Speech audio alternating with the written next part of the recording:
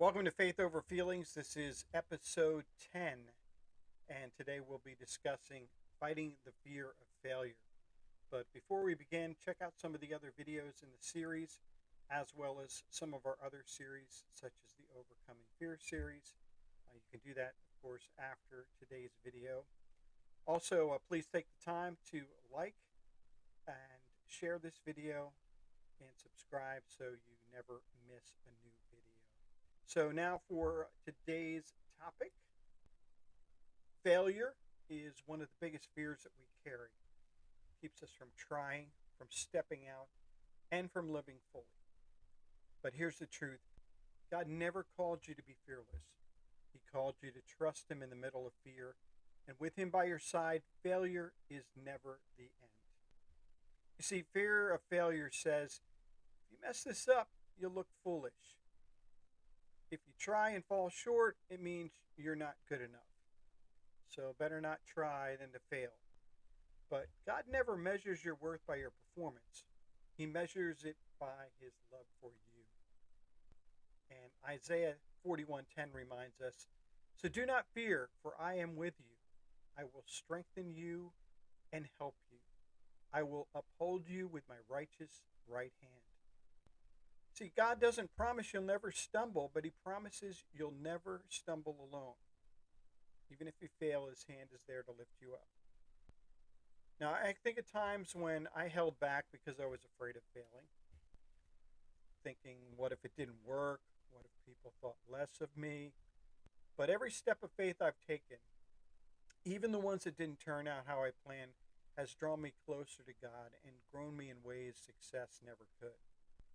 Sometimes what we call failure is just a training ground for the next step God has for us. I was at a recent dinner gathering of some church leaders, and the topic of youth sports came up. And one of the women there, whose children play on a volleyball team, discussed that the team had been very successful, and she believed that they needed to experience some losing or failure in order to grow stronger. You see, when we consistently are successful, we become complacent.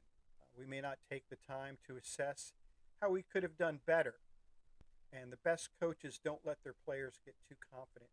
They point out weaknesses no matter how successful the results were in the game. And same is true of great players. Great players practice to improve where they are weak and not just rely on the things that have made them successful the whole time. Sometimes we need to be humiliated, or not humiliated, but we need to be humbled by failure.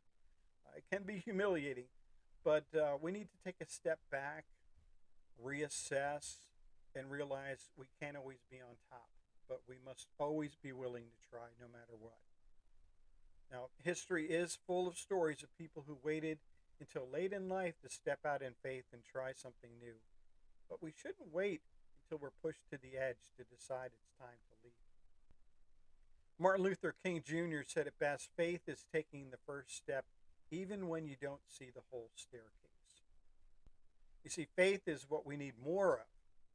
It allows us to take action despite any fears that we may have.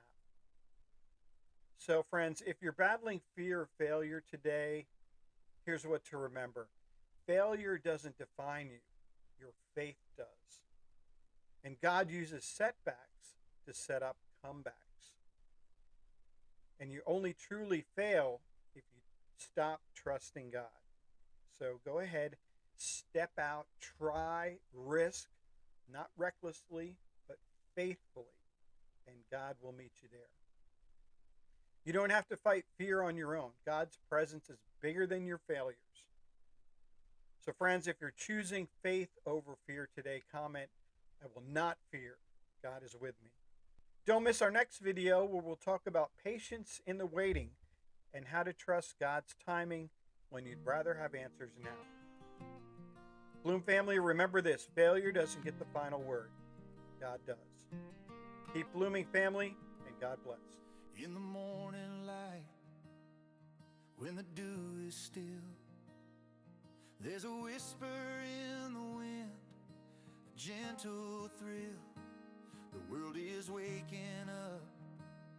Can you feel the tune? With every breath, hear the flowers bloom.